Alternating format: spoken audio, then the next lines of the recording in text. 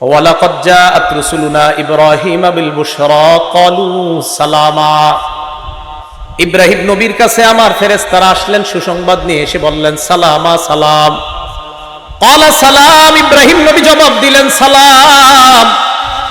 এবার ইব্রাহিম নবী ফামা লাবিসা আন জাআ বিআজলিন হানিজ, দেরি না করে একটা বাছুর জবাই করে, ওই বাছুর একটা বাছুর ভুনা করে তাড়াতাড়ি ভুনা বাছুর তাদের সামনে নিয়ে আসছে মেহমান। ইব্রাহিম নবী ভাবলেন আমার বাসায় মেহমান আসছে, মেহমানদেরকে খাবার দেই। ভুনা বাছুর নিয়ে আসার পর সামনে দিলেন। ফালাম্মা রাআ আইদিয়াহুম লা তাসিলু ইলাইহি নাকিরাহুম, মেহমানদের দিকে তাকায় দেখে মেহমানদের হাত খাবারের দিকে যায় না। ফেরেশতারা কি খায়নি? তো ইব্রাহিম নবী তো জানেন এরা যে ফেরেশতা। ইব্রাহিম নবী যেমন দেখলেন তাদের হাত খাবারের দিকে প্রসারিত হয় না, নাকিরাহুম, ব্যাপারটা ওনার কাছে অস্বাভাবিক মনে হয়, উনি সন্দিহান হয়ে পড়েন। ওয়া আওজাসা মিনহুম খিফা, মনে মনে উনি ভয় পায়। ফেরেশতারা ব্যাপারটা বুঝতে পারলেন, ইব্রাহিম নবীর দিকে তাকিয়ে বললেন ক্বালু লা তাখাফ, ভয় পাবেন না, ভয়ের কোনো কারণ নাই। ইন্না উরসিলনা ইলা কওমি লূত, আমরা মানুষ না, আমরা লূত নবীর জাতির কাছে প্রেরিত একদল ফেরেশতা, আল্লাহ আমাদেরকে পাঠাইছেন। পাশে দাঁড়িয়ে আছে ইব্রাহিম নবীর বিবি সারা, ওয়ামরাতুহু কাইমাতুন ফাদাহিকাত, সারা পাশ থেকে দাঁড়ায় হাসি দেয়, উনি হাসতেছে। সারার হাসি দেওয়া দেখা আল্লাহ বললেন ফাবাশশারনাহা বিইসহাক, আমি ওই বয়োবৃদ্ধা সারাকে তার একজন সন্তান হবে ইসহাক নামে, এই সন্তানের সুসংবাদ দিয়ে দিলাম। এই হাইসো না, তোমার সন্তান হবে। শুধু সন্তান না, ওয়া মিন ওয়ারাই ইসহাক ওয়া ইয়াকুব, এই ইসহাক যে সন্তানটা হবে, এই সন্তানের আবার সন্তান হবে, তার নাম হবে ইয়াকুব, আর ইয়াকুবের বিশাল বংশধর হবে। সুবহানাল্লাহ। এখন সারা এই কথা শুনে কয় আলিদু, আমি সন্তান প্রসব করব, ও আনা আজুজ, আমি বয়োবৃদ্ধা, ও হাদা বালি শাইখা, আর আমার স্বামীও বৃদ্ধ, আমি কিভাবে সন্তান প্রসব করব? ইন্না হাদা লা শাইউন আজীব, এটা তো আশ্চর্য বিষয়। ফেরেশতারা বললেন আতাজাবিনা মিন আমরিল্লাহ, তুমি আল্লাহর বিষয়ে আশ্চর্য হও? আল্লাহর বিষয়ে আবার আশ্চর্য হও নাকি? এরপরে কি কয় দেখেন, রহমাতুল্লাহ ওয়া বারাকাতুহু আলাইকুম আহলাল বাইত। সুবহানাল্লাহ। কি বলছে? আহলাল, হ্যাঁ বলেন কি বলছে? রহমাতুল্লাহি। ফেরেশতারা কার সাথে কথা বলতেছে? বলেন ইব্রাহিম নবীর বিবি। কার সাথে? ফেরেশতারা কার সাথে কথা বলতেছে?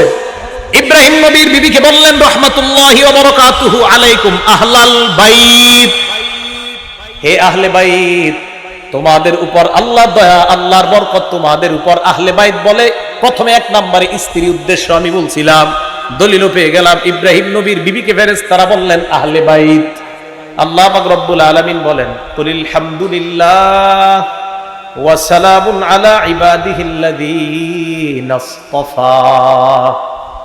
নবী আপনি বলেন সমস্ত প্রশংসা আল্লাহর। ওয়া সালামুন আলা ইবাদিহিল্লাযীনা ইসতাফা, আল্লাহ বলেন তার নির্বাচিত বান্দাদের প্রতি শান্তি, তার নির্বাচিত বান্দাদের প্রতি দয়া আর শান্তি। সুফিয়ান সাউরি রহমতুল্লাহি আলাইহি বলেন এই নির্বাচিত বান্দা দ্বারা হুম আসহাবু মুহাম্মাদিন সাল্লাল্লাহু আলাইহি ওয়াসাল্লাম, আল্লাহ নবীর সাহাবারা উদ্দেশ্য, এর মানে নির্বাচিত বান্দা মানে আল্লাহ নবীর সাহাবা।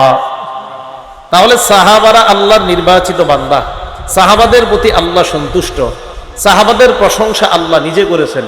তো যেই সাহাবাদের প্রশংসা আল্লাহ নিজে করেছেন, যাদের প্রতি আল্লাহ সন্তুষ্ট, যাদের কথা আল্লাহ কোরআনে বলেছেন, যারা নির্বাচিত, আমি আপনাদের কাছে জানতে চাই আমার রব যাদের প্রতি সন্তুষ্ট, আমরা তাদের প্রতি অসন্তুষ্ট কি?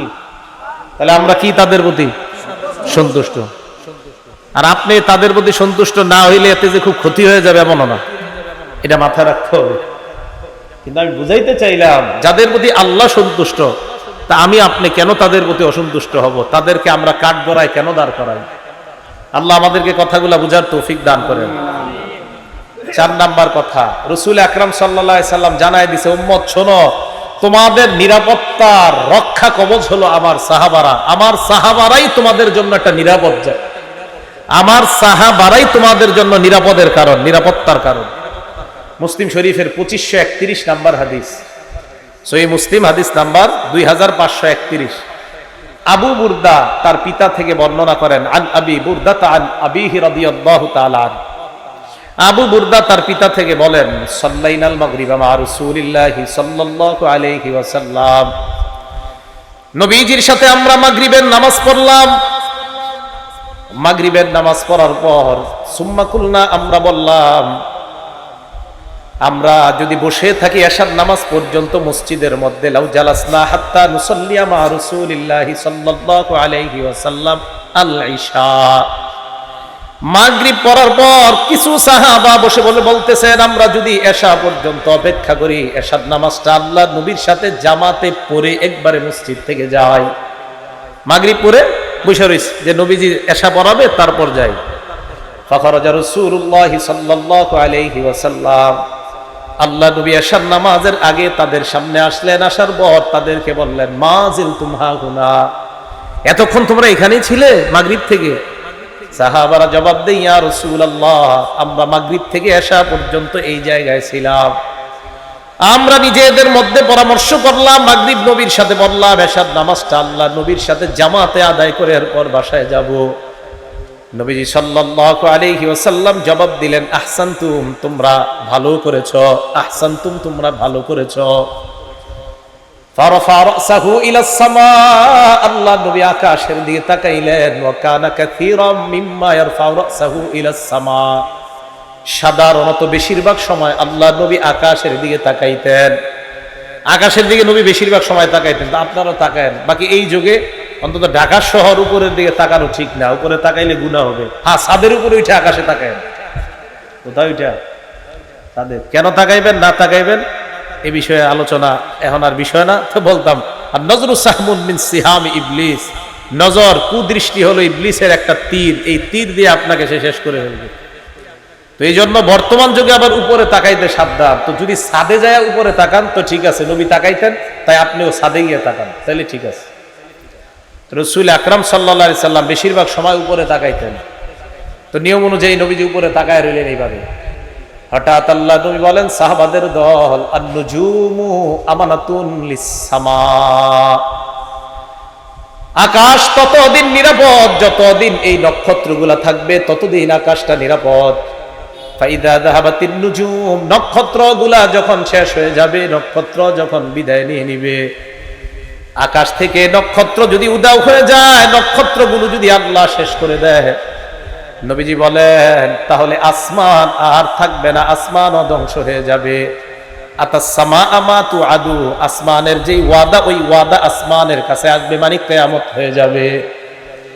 এরপর আল্লাহ নবী বলেন, আনা আমানাতুল লি আসহাবি, সাহাবারা শোনো, আকাশের রক্ষা কবচ যেমন আকাশের নক্ষত্রগুলা, তোমরা সাহাবারা যারা আছো তোমাদের রক্ষা কবচ আমি নবী মুহাম্মদ সাল্লাল্লাহু আলাইহি ওয়াসাল্লাম।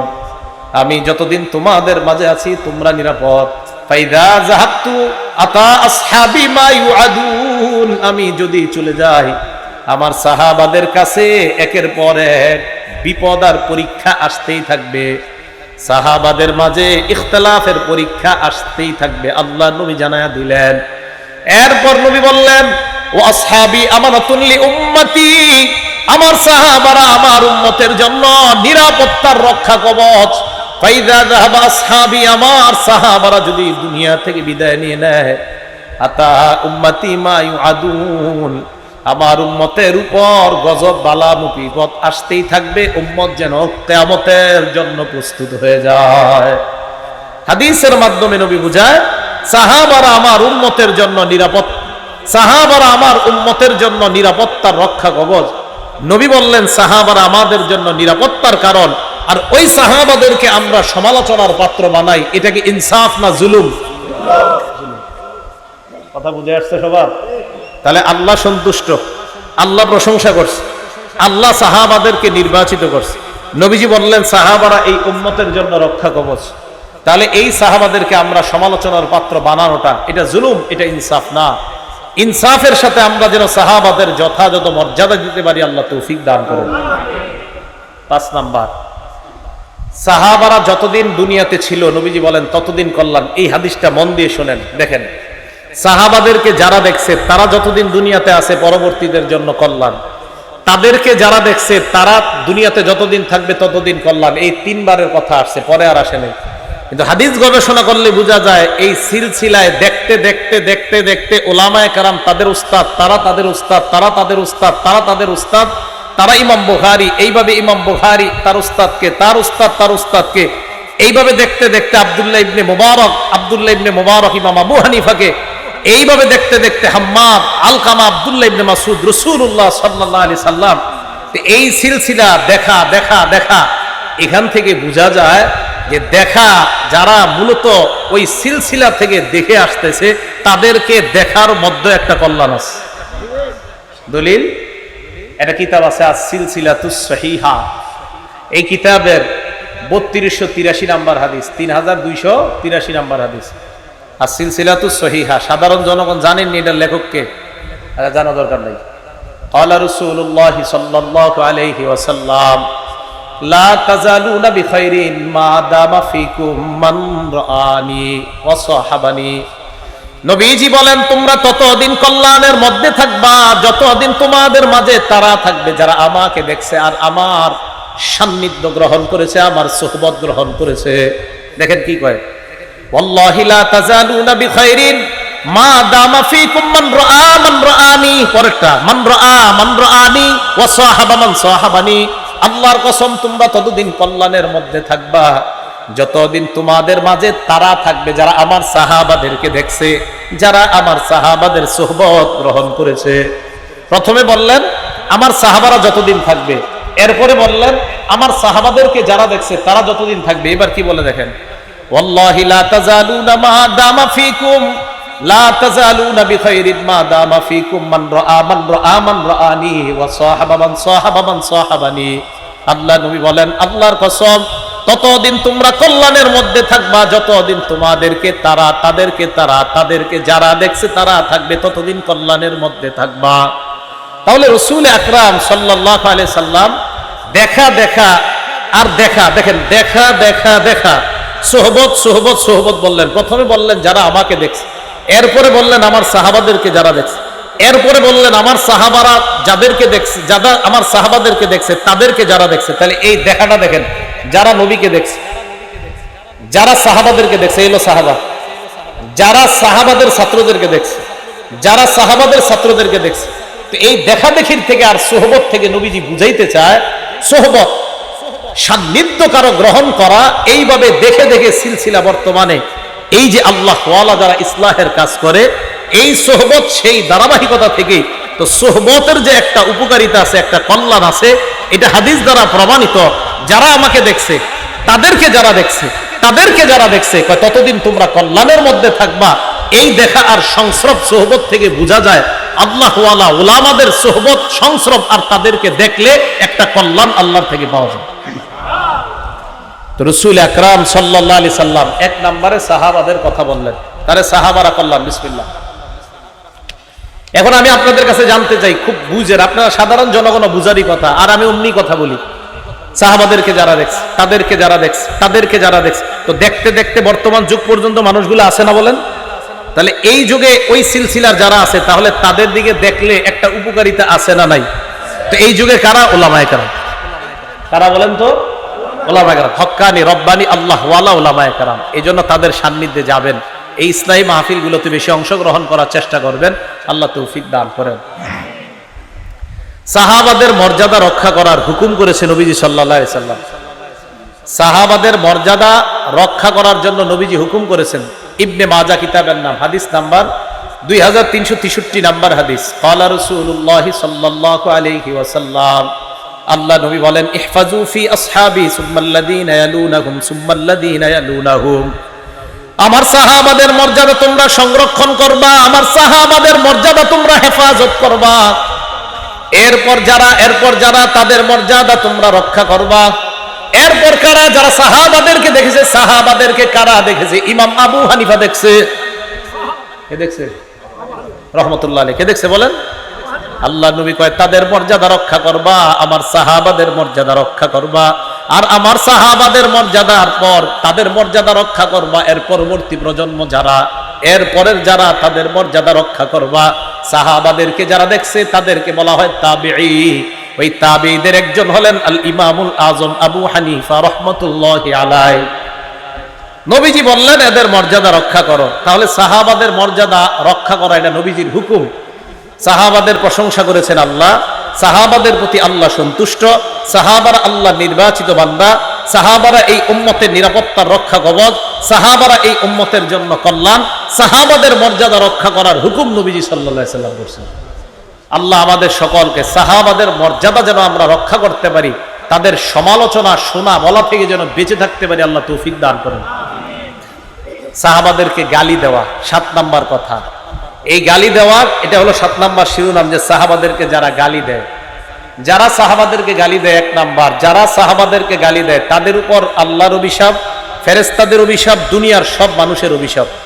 আবার বলছি, আরে ঠিক মানে আসলেই ঠিক, এটা হাদিসে আইছে, ঠিক হইব না? যারা সাহাবাদের সমালোচনা করে, সাহাবাদেরকে গালি দেয়, তাদের উপর আল্লাহর অভিশাপ, ফেরেশতাদের অভিশাপ, সমস্ত মানুষের অভিশাপ। এটা কিতাব আছে নাম আল জামিউস সগীর। এই কিতাবের 8715 নাম্বার হাদিস, ইমাম সুয়ুতী রহমাতুল্লাহ আলাইহি লেখা। এখানে আসছে ক্বালা রাসূলুল্লাহ সাল্লাল্লাহু আলাইহি ওয়াসাল্লাম, নবীজি বলেন, মান সাব্বা আসহাবি, যারা আমার সাহাবাদেরকে গালি দেয়, ফালাইহি লানাতুল্লাহ, যে ব্যক্তি আমার সাহাবাদেরকে গালি দেয় তার উপর আল্লাহর অভিশাপ, ওয়াল মালাইকা, ফেরেশতাদের অভিশাপ, ওয়ান নাসি আজমাইন, সমস্ত মানুষের অভিশাপ। তাহলে আমরা সাহাবাদেরকে কখনো গালি দিব না, যারা গালি দেয় তাদের কথা শুনবো না। রাজি ইনশাআল্লাহ? সাহাবাদের ব্যাপারে কোনো কথা এগুলো আমরা কান দিব না। 2 নাম্বার, সাহাবাদেরকে যারা গালি দেয়, নবীজি সাল্লাল্লাহু আলাইহি সাল্লাম তাদেরকে গালি দিতে নিষেধ করে দিয়েছেন। নবীজি সহিহ বুখারী হাদিস নাম্বার 3673 নাম্বার হাদিস, ক্বালা রাসূলুল্লাহ সাল্লাল্লাহু আলাইহি ওয়াসাল্লাম, আল্লাহ নবী বলেন, লা তাসুব্বু আসহাবি, তোমরা আমার সাহাবাদেরকে গালি দিও না। এবার আল্লাহ নবী বলেন, কোন সাহসে আমার সাহাবাদেরকে তোমরা গালি দাও? ফা ইন্না আহাদাকুম লাউ আনফাকা মিসলা উহুদিন যাহাবা, তোমাদের কেউ যদি উহুদ পাহাড় সমপরিমাণ স্বর্ণ আল্লাহর রাস্তায় দান করো, কি পরিমাণ? উহুদ পাহাড় পরিমাণ স্বর্ণ। উহুদ পাহাড় পরিমাণ স্বর্ণ যদি আল্লাহর রাস্তায় দান করো, মা বালাগা মুদ্দা আহাদিহিম, সাহাবারা এই 2 হাত দিয়ে যা দান করে, তোমাদের উহুদ পাহাড়ের সমান পরিমাণ স্বর্ণ সাহাবাদের ওই 2 হাত পরিমাণ দানের কাছেও পুষতে পারবে না। নবীজি বলেন, ওয়ালা নাসিফা, প্রথমে বলছে 2 হাত, এরপর বললেন ওয়ালা নাসিফা, অর্ধেকও না। অর্ধেক মানে 1 হাত, মুদ্দা মানে 2 হাত, নাসিফা মানে 1 হাত। আল্লাহর নবী কয় 2 হাত পরিমাণ, নবী কয় না না 1 হাত। উহুদ পাহাড় পরিমাণ স্বর্ণ যদি তোমরা আল্লাহর রাস্তায় দান করো, সাহাবাদের 2 হাত পরিমাণ দান, নবী কয় না অর্ধ হাত, মানে অর্ধ মুদ, মানে 1 হাত পরিমাণ দানের কাছেও বুঝতে পারবে না।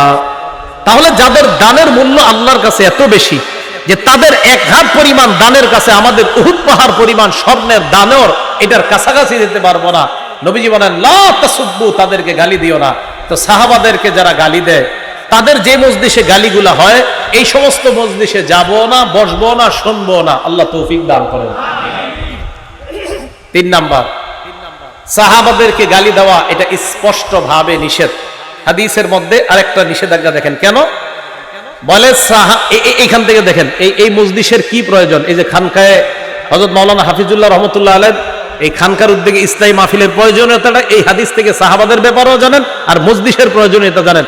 আমি এই হাদিস পড়ে অবাক হয়েছি, দেখেন কি কয়, লা তাসুব্বু আসহাবা মুহাম্মাদিন সাল্লাল্লাহু আলাইহি ওয়াসাল্লাম, শরহুত তাহাউইয়া একটা কিতাব, এই কিতাবের 693 নাম্বার হাদিস, হাদিসের মান হাসান।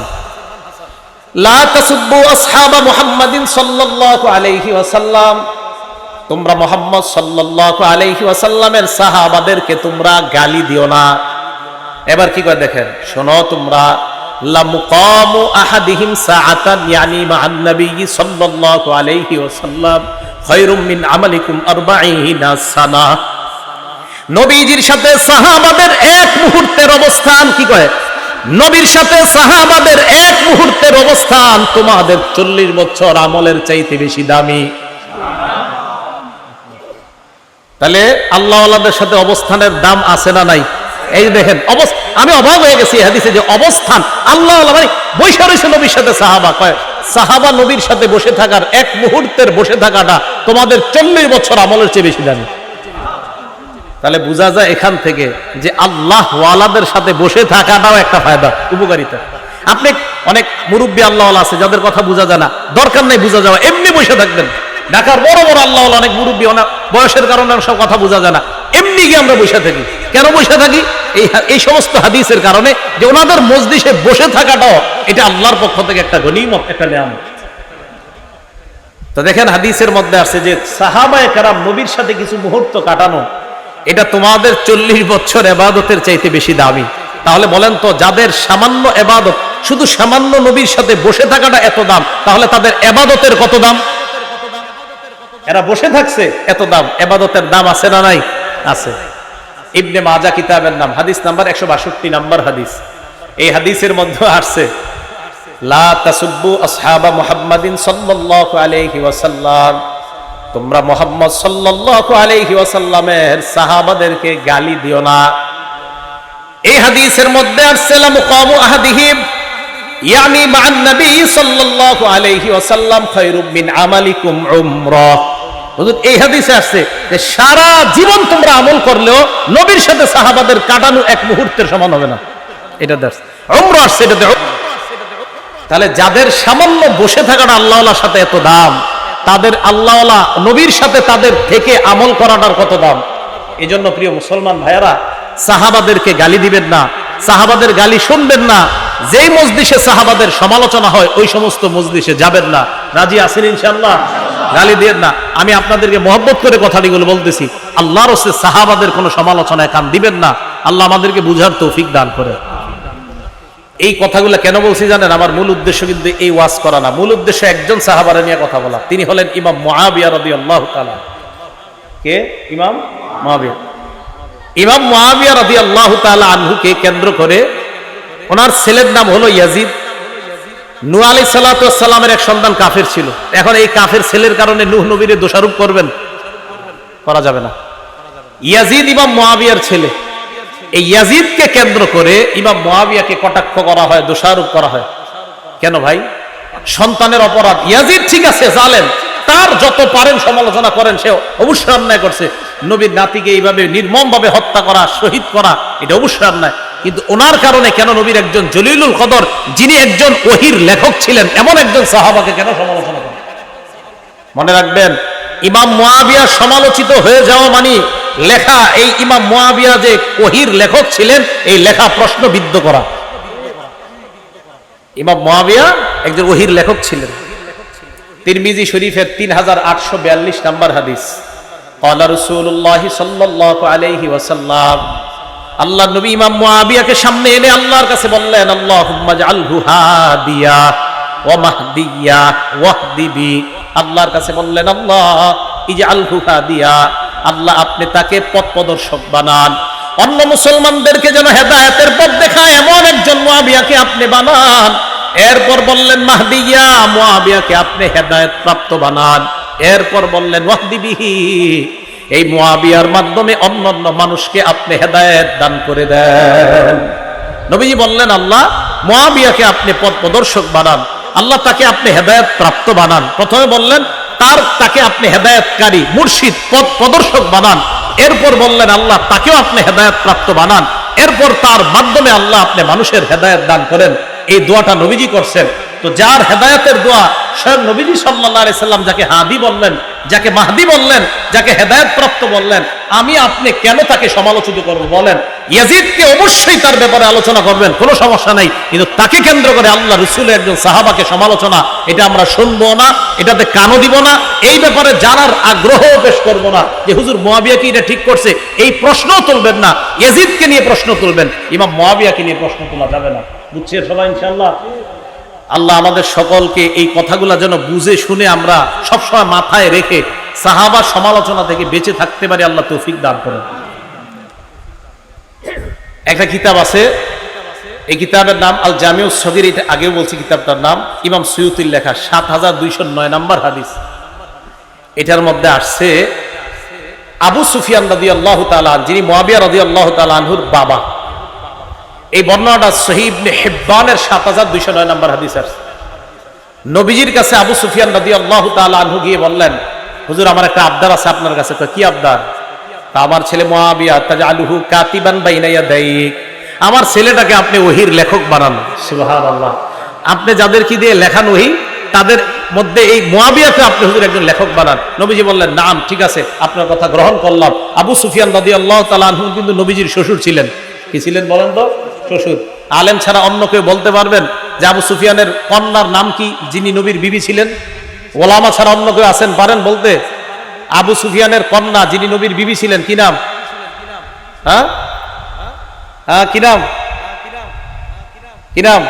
না হইলে তো 500 মাহফিলে গেছেন এনে যারা আছেন। উম্মে হাবিবা, বলেন কি নাম? হ্যাঁ, উম্মে হাবিবা, বলেন তো কি নাম? উম্মে হাবিবা। নবীজি শ্বশুর ছিলেন। তো আয়েশা বলছে, আমার ছেলেটাকে আপনি ওহির লেখক বানান।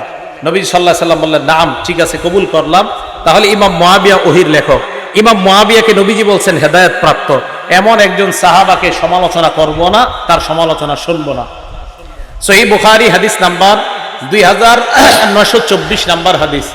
নবীজি সাল্লাল্লাহু আলাইহি সাল্লাম বললেন, আউয়ালু জাইশিন মিন উম্মতি ইয়াগজুনাল বাহরা ক্বাদ আওজাবু। আল্লাহ নবী বললেন, আমার উম্মতের মধ্যে যেই দলটা সর্বপ্রথম সমুদ্র পথে যুদ্ধ পরিচালনা করবে, ওই দলটা আল্লাহর জান্নাত ওয়াজিব করবে। আমার উম্মতের মধ্যে সর্বপ্রথম যেই দলটা নৌযান পথে, নৌপথে যুদ্ধ করবে, আমার যেই দল, উম্মতের যেই দলটা সমুদ্র পথে যুদ্ধ করবে, ক্বাদ আওজাবু, তারা আল্লাহর জান্নাত ওয়াজিব করবে। হাদিস খোলেন, নৌপথে সর্বপ্রথম অভিযান পরিচালনাকারী সাহাবার নাম ইমাম মুয়াবিয়া। এই হাদিস প্রমাণ করে ইমাম মুয়াবিয়া আল্লাহর জান্নাত তার জন্য ওয়াজিব। আল্লাহর জান্নাত তার জন্য। তাহলে জান্নাত যার জন্য ওয়াজিব, নবী বলে গেলেন, ওয়াজিব যার জন্য জান্নাত হয়ে গেছে এমন একজন সাহাবা যিনি জান্নাতের মেহমান। এই সাহাবার কেন সমালোচনা আমরা করব? আমার আপনার তো টেনশন করা উচিত। একজন মানুষ জান্নাতি হয়ে গেছে, আমি আপনি জান্নাতি হতে পারলাম কিনা এই ব্যাপারে আমাদের 24 ঘন্টা টেনশন থাকা দরকার। আমি আপনি জান্নাতি হয়েছি কিনা এই টেনশন আমাদের করা দরকার। উল্টা একজন জান্নাতি সাহাবারে নিয়ে আমরা টেনশন করি, উনি কি কাজটা ঠিক করছে, এই টেনশন। তাহলে যিনি একজন জান্নাতের মেহমান, তারে নিয়ে আমার আপনার টেনশন করা দরকার নাই, উনি জান্নাতি সাহাবা। এই জন্য ইমাম মুয়াবিয়ার সমালোচনা আমরা ইয়াজিদকে কেন্দ্র করে করব না। নূহ নবীর ছেলেকে কেন্দ্র করে নূহ নবীর সমালোচনা যেমন করি না, লূত নবীর বিবিকে কেন্দ্র করে লূত নবীর সমালোচনা আমরা করি না, তো যেমনি ভাবে লূত নবীর বিবি ছিল একজন কাফেরা, এই কাফের বিবিকে কেন্দ্র করে কিন্তু লূত নবীর সমালোচনা আমরা করি না। নূহ নবীর ছেলে ছিল একজন কাফের, এই কাফেরকে কেন্দ্র করে নবীর সমালোচনা আমরা করি না। ইমাম মুয়াবিয়ার ছেলে ইয়াজিদ অবশ্যই জুলুম করেছে, হুসাইন রাদিয়াল্লাহু তাআলা আনহুর সাথে অন্যায় করেছে। এই জালেম সন্তানের কারণে একজন আদেল ইনসাফগার সাহাবার ব্যাপারে আমরা সমালোচনা করি না, যার ব্যাপারে অনেক সাহাবারা বলেন, মা রাআইতু বাদা রাসূলিল্লাহ সাল্লাল্লাহু আলাইহি সাল্লাম আসওয়াদা মিন মুয়াবিয়া, যে আল্লাহর রাসূলের পরে মুয়াবিয়ার চেয়ে সঠিক নেতৃত্ব দানকারী পৃথিবীতে আর কাউকে দেখিনি। অনেক সাহাবার বক্তব্য এটা। ইমাম মুয়াবিয়ার নেতৃত্ব নিয়ে আপনি প্রশ্ন তুলতেই পারবেন না। ওনার দ্বারা ইসলামের যে পরিমাণ কাজ হয়েছে, বিশেষ করে ইলমি খেদমত যে পরিমাণ হয়েছে, ইমাম মুয়াবিয়া রাদিয়াল্লাহু তাআলা। তো বুঝাইতে চাইলাম, যার ইসলামের এত অবদান, তার ব্যাপারে আমরা সমালোচনা করব, তার ব্যাপারে নাক গলানো এটা আমাদের উচিত না। আল্লাহ বুঝার তৌফিক দান করেন। বুখারী শরীফের 3765 নাম্বার হাদিস। এই হাদিসের মধ্যে আসছে, আব্দুল্লাহ ইবনে আব্বাসকে গিয়ে একজন বিচার দিছে ইমাম মুয়াবিয়ার নামে।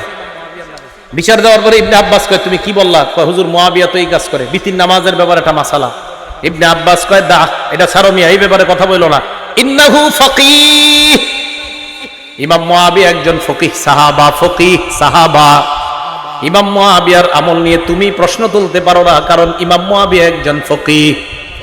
সাহাবারা ইমাম মুয়াবিয়ার প্রশংসা করতেছে, সাহাবারা ইমাম মুয়াবিয়ার প্রশংসা। ইবনে তাইমিয়া রাহমাতুল্লাহ লেখছে ইমাম মুয়াবিয়ার ব্যাপারে, আফজলুল মুলুক লেখছে, আফজলুল মুলুক।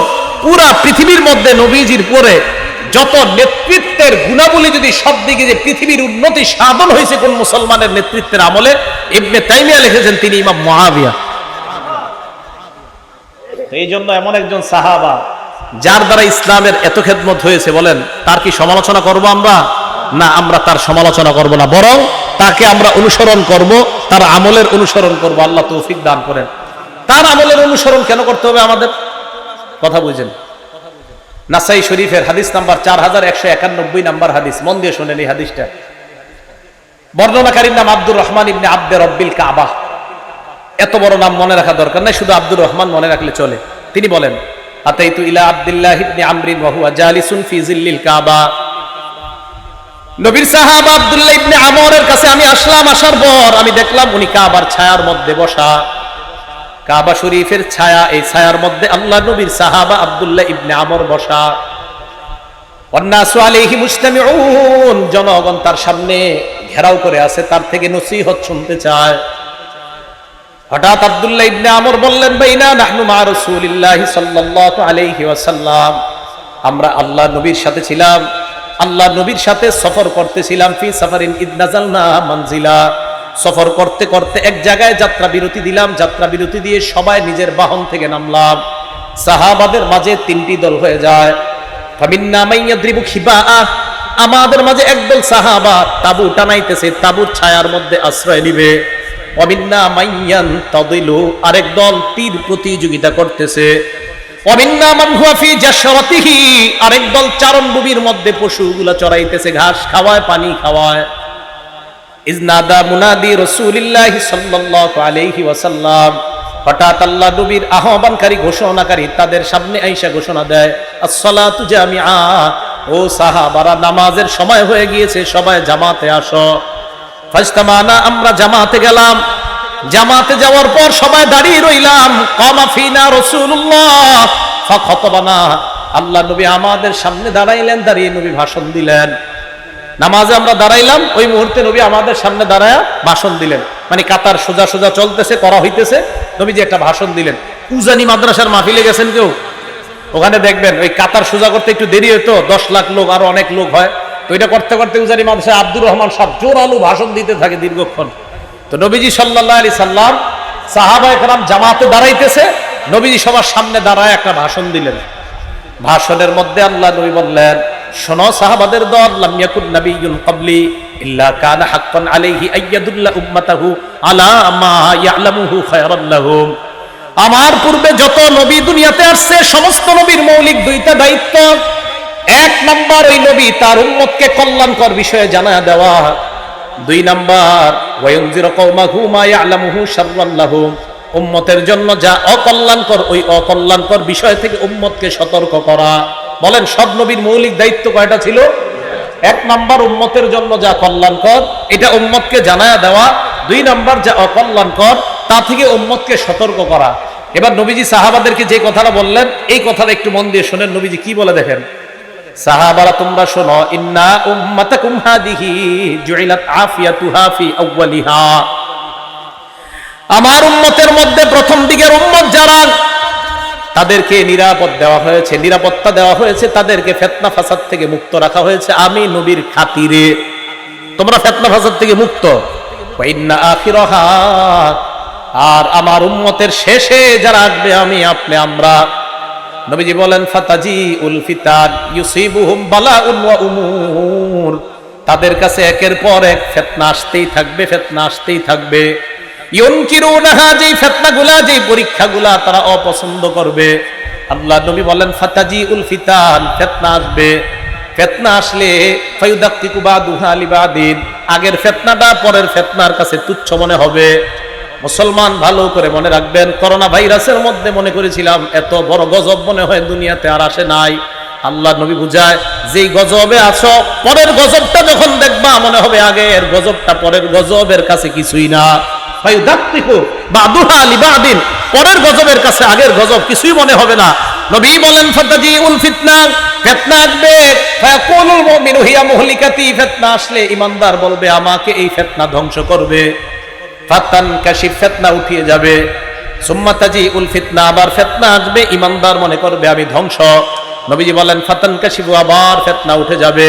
আল্লাহ নবী কয়, শোনো, গজবের মধ্যে তোমাদের মরণ হয়েও যেতে পারে। মরণ যদি তোমাদের হয়ে যায়, আল্লাহ নবী বলেন, ফালতুদরিকহু মাউতাতুহু, তোমার মরণটা যেন এমন অবস্থায় হয়, ওয়া হুয়া মুমিনুন বিল্লাহি ওয়াল ইয়াউমিল আখির। আল্লাহ নবী বলেন, ওই গজবের সময় যখন তুমি মরবা, তোমার মরণটা যেন এমন অবস্থায় হয় যে তুমি আল্লাহ মানো আর আখিরাত মানো। নবী কয়, যদি তুমি দুইটা জিনিস চাও, কি? মান আহাব্বা আইয়ুজাহজাহা আনিন নার ওয়া ইউদখালাল জান্নাহ, যদি তুমি জাহান্নাম থেকে মুক্তি চাও আর জান্নাতে যাইতে চাও, এই গজবের জামানার মধ্যেও যদি তুমি জান্নাতে যেতে চাও, নবীজি বলেন তোমার মরণটা যেন ঈমানের সাথে হয়, আখিরাতকে বিশ্বাসের সাথে হয়, এমন অবস্থায় যদি তুমি মরো, ইনশাআল্লাহ তুমি জান্নাতে প্রবেশ করবে। তো নবীজি আমাদেরকে সতর্ক বাণী দিয়ে গেলেন, সতর্ক বার্তা দিয়ে গেলেন। এখন এই একটা হলো কি কল্যাণ, বলেন একটা কি কল্যাণ আপনাদের সামনে বলতে চাই, সেটা হলো এই সাহাবায়ে কেরামদেরকে তো নবীজি বলে দিয়েছেন দুই জিনিস, এখন সাহাবাদের রিঅ্যাকশনটা কি দেখেন। নাসাই শরীফ হাদিস নাম্বার 4149 নাম্বার হাদিস, হাদিসের বর্ণনাকারী উবাদা ইবনে সামিত রাদিয়াল্লাহু তাআলা তিনি বলেন, বায়া'না নবিয়্য সাল্লাল্লাহু আলাইহি ওয়াসাল্লাম আলা সামঈ ওয়াত তাআত ফিল ইউসরি ওয়াল উসরি ওয়াল মানশাতি ওয়াল মুকরাহি ওয়া আল্লা নুনাজি'আল আমরা আহলা ওয়া আন নাকুমা বিল হাক্কি হাইসু কুন্না লা নাখাফু ফিল্লাহি লাওমাতা লাঈম। উবাদা ইবনে সামিত বলেন, নবীজির হাতে আমরা বায়াত হলাম, এই মর্মে বায়াত হলাম, আলা সামঈ নবীর থেকে যা শুনবো, ওয়াত তাআতি আমরা তা মানবো। এবার বাংলা স্লোগানটা দিতে হবে, যা শুনবো আবার যা শুনবো। তাহলে সাহাবারা নবীর সাথে বলছে, হুজুর আমরা বায়াত হলাম, যা শুনবো তা মানবো। শিখাইতে শিখাইতে আমাদের পর্যন্ত আসছে। এখন আমি আপনাদের জানতে চাই, আমরা নবীর থেকে যা শুনবো তা মানবো, আমরা ওয়াদা হইছি, ওয়াদাবদ্ধ হইছি। কিভাবে? ফিল ইউসরি, সহজ অবস্থায় নবীর কথা মানবো, ওয়াল উসরি, কঠিন অবস্থায় নবীর কথা মানবো, ওয়াল মানশাতি, সুখেও নবীর কথা মানবো, ওয়াল মুকরাহি, দুঃখেও নবীর কথা মানবো। তাহলে আমরা আমার অনুকূলে হলেও নবীর কথা মানবো, আমার প্রতিকূলে হলেও আমি নবীর কথা মানবো, সুখের সময় আমি নবীর কথা মানবো, দুঃখের সময় আমি নবীর কথা মানবো। এই মর্মে আমরা ওয়াদাবদ্ধ হয়েছি। এখন আমি আপনাদের সামনে যে বিষয়টা বলতে চাই, হুসাইন রাদিয়াল্লাহু তাআলা আনহু যে শহীদ হলেন, এই শাহাদাতটা আমাদের জন্য কি সুখের না দুঃখের? অবশ্যই দুঃখের, কষ্ট দিছে আমাদেরকে, এইভাবে শহীদ করা ঠিক হয় নাই। এখন দুঃখের সময় কি করণীয়, এই জাতীয় কোন করণীয় নবীজি আমাদেরকে বলছেন কিনা বলেন? বলছে। আমরা কষ্ট পাইছি ইমাম হুসাইনের শাহাদাতে, এখন তার শাহাদাতে যে আমরা কষ্ট পাইলাম, এখন কষ্টের সময় কি করণীয় আমাদের দেখতে হবে, কোরআন হাদিসে কোনো করণীয় আছে কিনা, যদি থাকে তো এটাই করা। আর যদি বলেন না নাই, তাহলে তো কিছুই করা যাবে না। এখন বিপদের সময় কি করা, কোরআনে বলছে ইন্না লিল্লাহি ওয়া ইন্না ইলাইহি রাজিউন পড়া। কি পড়া? রাজিউন পড়া। বুখারীর 1284 নম্বর হাদিসের বর্ণনা, নবীজির এক কন্যা আল্লাহ নবীর কাছে সংবাদ পাঠাইলেন, আব্বা ইন্না ইবনাল্লি কুবিজ, আব্বা আমার ছেলেটা মারা যাবে অবস্থা, আপনি একটু আমার সন্তানটাকে দেখতে আসেন। আল্লাহ নবী জবাবে উত্তর পাঠায়া দিলেন, আমার মেয়েকে গিয়ে সালাম দাও, সালাম দেওয়ার পর বলবা ইন্না লিল্লাহি মা আখাযা ওয়া লাহু মা আতা। আমার সাথে বাংলা বলেন, বলেন যা নিছে আল্লাহর, যা রেখেছে আল্লাহর। গ্রাম্য বাংলায় যেটা নিয়ে গেছে এটা আল্লাহর, যেটা রেখে দিছে এটা আল্লাহর। সহিহ বুখারী হাদিস নাম্বার 1284। তো নবীজি সাল্লাল্লাহু আলাইহি সাল্লাম বললেন, দুনিয়া থেকে যদি কিছু উঠায় নেয় এটাও আল্লাহর, দুনিয়া থেকে যদি কিছু রেখে দেয় আমাদের জন্য এটাও আল্লাহর। কারো 4টা ছেলে আছে, 2জন মারা গেছে, 2জন আছে, 2জনকে নিয়ে গেছে, এই 2জন কার? 2জন বেঁচে আছে, এই 2জন কার? বাস খালাস। কারো মৃত্যুতে কষ্ট পেয়ে আমরা আমাদের এটাই করণীয় যে আল্লাহ ফায়সালা, আল্লাহ উঠায় নিছে, আল্লাহর ফায়সালা যেটা আল্লাহ দুনিয়াতে রাখছে। হ্যাঁ, হুসাইন রাদিয়াল্লাহু তাআলা আনহু শাহাদাতে আমাদের যদি কষ্টের কারণে চোখের পানি আসে, এটা রহমত। বলেন এটা কি? চোখের পানি যদি আসে এটা রহমত। দলিল আল জামিউস সগীর কিতাবের নাম, হাদিস নাম্বার 4201 নম্বর হাদিস। ঘটনাটা মন দিয়ে শোনেন। জয়নব রাদিয়াল্লাহু তাআলা আন, কি বললাম? জয়নব রাদিয়াল্লাহু তাআলা আন, এই জয়নব রাদিয়াল্লাহু তাআলা আনহা উনি মারা গেছে। ফাবাকাতিন নিসা, নারীরা কান্নাকাটি শুরু করছে জয়নব রাদিয়াল্লাহু তাআলা আনহা মারা যাওয়ার পর। ফাজাআলা উমর ইয়াদরিবুহুন্না বিসাউতিহি, হযরত ওমর চাবুক ধরছে সবগুলোর মাথায়। এই চুপ, কোনো কান্নাকাটি নাই, এবার চাবুক ধরছে, থামো, কান্নাকাটি করো কেন? নবীজি বললেন মাহলান ইয়া উমর, উমর থামো না, একটু নরম হও। তো হযরত ওমর নরম হইলেন। নরম হওয়ার পর আল্লাহ নবী বললেন, ইয়াকুন্না ওয়া নাঈকাশ শাইতান, হে নারীরা তোমরা চিল্লাচিল্লি চিৎকার করা থেকে তোমরা বাঁচো, এগুলো শয়তানের আওয়াজ। চিৎকার করা আল্লাহ আজরাইল আমার ঘরে পাঠাইছে, আর কারো ঘরে পাঠাই নাই, এগুলো বলাইনি, শয়তানের আওয়াজ। কার আওয়াজ? শয়তানের। ছেলে মারা গেছে, আল্লাহ তুমি কি আজরাইলরে আর কোন ঘরে পাঠাইতে পারলা না, আমার ঘরে পাঠাইলা, এগুলো শয়তানের আওয়াজ, এগুলো বইলা কান্নাকাটি করা। এবার নবীজি কি বলে দিছে দেখেন, মাহমা ইয়াকুনু মিনাল আইনি ওয়াল কলব, চোখের পানি যদি অটোমেটিক কারো শোকে বের হয়, অন্তর থেকে বের হয়, ফামিনাল্লাহ ওয়া মিনার রাহমা, এটা আল্লাহর পক্ষ থেকে দয়া। হুসাইন রাদিয়াল্লাহু তাআলা আনহু শাহাদাতের ঘটনা পড়বেন, পড়লে আপনার চোখের পানি আসবে। তো এই চোখের পানি আসাটা এটা দয়া, এটা রহমত। এবার আল্লাহ নবী বলেন ওয়া মা ইয়াকুনু মিনাল লিসান, চোখের পানি যদি জিহ্বা থেকে হয়, চোখের পানি আবার জিহ্বা থেকে কিভাবে হয়, মানে উল্টা পাল্টা কথা কয়। জিহ্বা থেকে হয় মানে উল্টা পাল্টা কথা কয়। খোদা আমারে নিয়ে নাও, আমার আব্বারে নিয়ে নিছো, আমি এই দুনিয়াতে আর থাকতে চাই না, কালকে সকালে উঠে আব্বারে দেখবো না, আমারে নিয়ে নাও। এটা মিনাল লিসান, জবান থেকে। ওয়ালিয়াদ, হাত থেকে। এবার আমি বলবো না জবান আর হাত আমাদের দেশে কবে ব্যবহার হবে। জবান আর হাত, জবান আর হাত, জবান আর হাত, জবান হাত, জবান হাত। আমা ইয়াকুনু মিনাল লিসান ওয়াল ইয়াদ, যেটা জবান থেকে হবে আর হাত থেকে হবে, ফামিনাশ শয়তান, এটা শয়তানের পক্ষ থেকে। তাহলে মুখ থেকে উল্টা পাল্টা শব্দ বের হওয়া, হাত দিয়ে নিজের আঘাত করা, বলেন এটা কার কাজ? শয়তানের কাজ। আর অটোমেটিক চোখ দিয়ে যদি পানি বের হয়, এটা কার পক্ষ থেকে রহমত? আল্লাহর পক্ষ থেকে রহমত। তাহলে আল্লাহর পক্ষ থেকে রহমত, এটা ঠিক আছে। শয়তানের পক্ষ থেকে যদি হয়, এটা অন্যায়, এটা জায়েজ নাই, এটা হারাম। তো এই হারাম কর্মকাণ্ড থেকে যেন আমরা বেঁচে থাকতে পারি, আল্লাহ তৌফিক দান করেন। মুহররম মাস আসলে আরেকটা কথা হয়, আহলে বাইত। বলেন কি হয়? বলেন সবাই, আহলে বাইত কারা? একদল মানুষ বলতে যায় আহলে বাইত 5 জন। কয়জন? 5 জন। নবীজি, হযরত আলী, ফাতেমা, হাসান, হুসাইন, এই 5 জনকে বলে পাক পাঞ্জাতন। কি বলে? হ্যাঁ, এই ধারণাগুলো নেন, পাক পাঞ্জাতন। আপনাদের আশেপাশের মাহফিলে এসে অনেকে আপনাদেরকে এটি বুঝাবে যে পাক পাঞ্জাতন। আবার অনেকে টুপির মধ্যে দেখবেন পাক পাঞ্জাতন, এখানে লেখা মোহাম্মদ, এখানে আলী, এখানে ফাতেমা, এখানে হাসান, এখানে হুসাইন। উনি বুঝায়, উনি এই 5 জনকে খুব ভালোবাসে। উনি কি বুঝায়?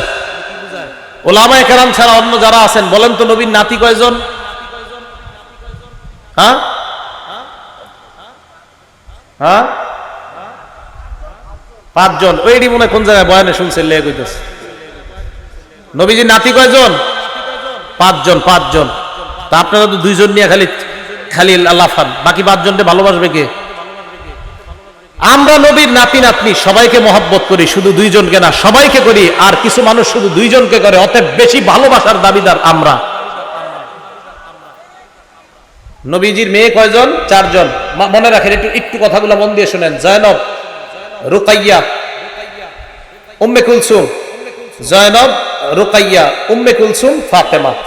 এবার দেখেন, এই উম্মে কুলসুমের কোনো সন্তান নাই। কেউ বলে আছে, কেউ বলে নাই, বেশিরভাগ বলছে নাই। এই উম্মে কুলসুমের সন্তান নাই। বাকি রইল কয় মেয়ে নবীর? জয়নবের 2 সন্তান। একজনের নাম, এই জয়নবের 2 সন্তান, একজনের নাম আলী, আরেকজনের নাম উমামা। ছেলে একজন নাম আলী, মেয়ে একজন নাম উমামা। জয়নবের 2 সন্তান, একজনের নাম আলী, আরেকজনের নাম উমামা। আলী নামে ছেলেটা ছোটবেলায় মারা গেছে। উমামা নামে যে মেয়েটা ছিল, এই মেয়েটার নবী খুব ভালোবাসতেন, খুব মহব্বত করতেন, তার সাথে খেলতেন। নামাজে গেলে নবীজির কাঁধে উঠতো এই মেয়েটা, নাতনিটা। আর দেখেন কত মহব্বতের একজন নাতনি, যার নাম আপনারা জানেন না, অথচ আপনারা লাফান খালি 2 জন নিয়ে। তাহলে নবীজির 2 জন নাতি, একজন নাতি আর একজন নাতনি পাইলাম। জয়নবের ঘরে 2 জন পেয়ে গেলাম, এক ছেলে এক মেয়ে। এবার আসেন রুকাইয়া। এই রুকাইয়ার ঘরে একজন ছেলে, নাম আব্দুল্লাহ। বলেন কি নাম? তাহলে মোট কয়জন হলো? 3 জন। ফাতেমা রাদিয়াল্লাহু তাআলা আনহার সন্তান আপনারা সারা জীবন জানেন 2 জন। জন্মের পর থেকে 2 জন, মনে হয় মায়ের পেটেও শুনে আছেন যে হাসান আর হুসাইন। হযরত ফাতেমা রাদিয়াল্লাহু তাআলা আনহার সন্তান 5 জন। বলেন কয়জন? 5 জন। গণেন। হাসান, বলেন। হুসাইন, মুহসিন, জয়নব, উম্মে কুলসুম। হ্যাঁ, ওই 2 বোনের নামে নাম রাখছে, নিজেদের 2 মেয়ের নাম। হযরত ফাতেমা তার 2 বোনের নামে নিজের মেয়ের নাম রাখছে। তাহলে হযরত ফাতেমার 5 জন সন্তান, হাসান, হুসাইন, মুহসিন, জয়নব, উম্মে কুলসুম। জয়নবের 2 সন্তান, ওই নবীজির মেয়ে জয়নব, একজন ছেলে একজন মেয়ে, 7 জন। রুকাইয়ার 1 সন্তান, এই হলো মোট 8 জন। 5 জন নাতি, 3 জন নাতনি। আমরা নবীর নাতি নাতনি সবাইকে মহব্বত করি, শুধু 2 জনকে না। একদল মানুষ শুধু 2 জনকে মহব্বত করে, আমরা সবাইকে মহব্বত করি। অতএব ভালোবাসার বেশির দাবিদার আমরা, তারা না। কথা মনে থাকবে তো? এখন আসেন, আহলে বাইত কারা? আহলে বাইত মানে একদল মানুষকে, এই 5 জন। আহলে বাইত দ্বারা 1 নাম্বার উদ্দেশ্য বিবি। বলেন 1 নাম্বার উদ্দেশ্য কি? হ্যাঁ, তার মানে আহলে বাইত দ্বারা নবীর বিবির 1 নাম্বার উদ্দেশ্য হবে। হুজুর আপনি কই লইব বিবি? উদ্দেশ্য দলিল দেন। দলিল মানে কোরআনের দলিল। কোন জায়গার দলিল? হ্যাঁ, কোরআনের। সূরা হুদ আয়াত নাম্বার 69 নাম্বার আয়াত থেকে 73 নাম্বার আয়াত। সূরা হুদ আয়াত নাম্বার 69 নাম্বার আয়াত থেকে 73 নাম্বার আয়াত। আল্লাহ কি বলে দেখেন, ওয়ালাকাদ জাআত রুসুলুনা ইব্রাহিম বিল বুশরা ক্বালু সালামা। ইব্রাহিম নবীর কাছে আমার ফেরেশতারা আসলেন সুসংবাদ নিয়ে, এসে বললেন সালামা সালাম। ক্বালা সালাম, ইব্রাহিম নবী জবাব দিলেন সালাম। এবার ইব্রাহিম নবী ফামা লাবিসা আন জাআ বিআজলিন হানিজ, দেরি না করে একটা বাছুর জবাই করে, ওই বাছুর একটা বাছুর ভুনা করে তাড়াতাড়ি ভুনা বাছুর তাদের সামনে নিয়ে আসছে মেহমান। ইব্রাহিম নবী ভাবলেন আমার বাসায় মেহমান আসছে, মেহমানদেরকে খাবার দেই। ভুনা বাছুর নিয়ে আসার পর সামনে দিলেন। ফালাম্মা রাআ আইদিয়াহুম লা তাসিলু ইলাইহি নাকিরাহুম, মেহমানদের দিকে তাকায় দেখে মেহমানদের হাত খাবারের দিকে যায় না। ফেরেশতারা কি খায়নি? তো ইব্রাহিম নবী তো জানেন এরা যে ফেরেশতা। ইব্রাহিম নবী যখন দেখলেন তাদের হাত খাবারের দিকে প্রসারিত হয় না, নাকিরাহুম, ব্যাপারটা ওনার কাছে অস্বাভাবিক মনে হয়, উনি সন্দিহান হয়ে পড়েন। ওয়া আওজাসা মিনহুম খিফা, মনে মনে উনি ভয় পায়। ফেরেশতারা ব্যাপারটা বুঝতে পারলেন, ইব্রাহিম নবীর দিকে তাকিয়ে বললেন ক্বালু লা তাখাফ, ভয় পাবেন না, ভয়ের কোনো কারণ নাই।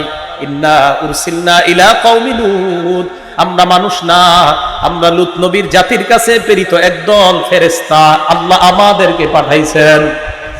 পাশে দাঁড়িয়ে আছে ইব্রাহিম নবীর বিবি সারা, ওয়া ইমরাতুহু কাইমাতুন ফাদাহিকাত, সারা পাশ থেকে দাঁড়ায় হাসি দেয়, উনি হাসতেছে। সারার হাসি দেওয়া দেখা আল্লাহ বললেন ফাবাশশারনাহা বিইসহাক, আমি ওই বয়োবৃদ্ধা সারাকে তার একজন সন্তান হবে ইসহাক নামে, এই সন্তানের সুসংবাদ দিয়ে দিলাম। এই আইসো না, তোমার সন্তান হবে। শুধু সন্তান না, ওয়া মিন ওয়ারাই ইসহাক ওয়া ইয়াকুব, এই ইসহাক যে সন্তানটা হবে, এই সন্তানের আবার সন্তান হবে, তার নাম হবে ইয়াকুব, আর ইয়াকুবের বিশাল বংশধর হবে। সুবহানাল্লাহ। এখন সারা এই কথা শুনে কয় আলিদু, আমি সন্তান প্রসব করব, ও আনা আজুজ, আমি বয়োবৃদ্ধা, ও হাদা বালি শাইখা, আর আমার স্বামীও বৃদ্ধ, আমি কিভাবে সন্তান প্রসব করব? ইন্না হাদা লা শাইউন আজীব, এটা তো আশ্চর্য বিষয়। ফেরেশতারা বললেন আতাজাবিনা মিন আমরিল্লাহ, তুমি আল্লাহর বিষয়ে আশ্চর্য হও? আল্লাহর বিষয়ে আবার আশ্চর্য হও নাকি? এরপরে কি কয় দেখেন, রহমাতুল্লাহ ওয়া বারাকাতুহু আলাইকুম আহলাল বাইত। সুবহানাল্লাহ। কি বলছে? আহলাল, বলেন কি বলছে? রহমাতুল্লাহি। ফেরেশতারা কার সাথে কথা বলতেছে? বলেন ইব্রাহিম নবীর বিবি। কার সাথে? ফেরেশতারা কার সাথে কথা বলতেছে? ইব্রাহিম নবীর বিবিকে বললেন রহমাতুল্লাহি ওয়া বারাকাতুহু আলাইকুম আহলাল বাইত, হে আহলে বাইত, তোমাদের উপর আল্লাহ দয়া, আল্লাহর বরকত তোমাদের উপর। আহলে বাইত বলে প্রথমে এক নম্বরে স্ত্রী উদ্দেশ্য আমি বলছিলাম, দলিলও পেয়ে গেলাম। ইব্রাহিম নবীর বিবিকে ফেরেশতারা বললেন আহলে বাইত, তাহলে আহলে বাইত দ্বারা এক নাম্বার বিবি উদ্দেশ্য। আচ্ছা, বাতা ইয়াবিতু, বাইতুন শব্দটা আসছে বাতা ইয়াবিতু থেকে, ওলামারা আছেন বাতা ইয়াবিতু মানে রাত্রি যাপন করা। একজন পুরুষ সাধারণত কার সাথে রাত্রি যাপন করে? এই তো বাতা ইয়াবিতু থেকে বাইত, আহলে বাইত মানে ঘরওয়ালি, ঘরওয়ালি মানে বিবি। এগুলো এক নাম্বার দলিল। দলিল নাম্বার 2, সূরা আহজাব আয়াত নাম্বার 32-33 নাম্বার আয়াত, আল্লাহ বলেন ইয়া নিসা আন-নাবিয়্যি লাস্তুন্না কাআহাদিম মিনান নিসা, হে নবীর বিবিগণ, আপনারা অন্যান্য নবীর অন্যান্য মহিলাদের মতো না। ইনিত্তাকাইতুন্না, আপনারা যদি আল্লাহকে ভয় পান, ফালা তাখদানা বিল কওল, নম্র ভাষায় কথা বলবেন না, কোমল ভাষায় কথা বলবেন না, মোহনীয় ভঙ্গিমায় কারো সাথে কথা বলবেন না। নবীর বিবিদেরকে আল্লাহ বলে ফায়াতমা আল্লাযী ফী কলবিহি মারাদ, যাদের অন্তরে বেদি আছে তারা অন্তরের মধ্যে কুমন্ত্রণা করে বসতে পারে, খারাপ কল্পনা করতে পারে।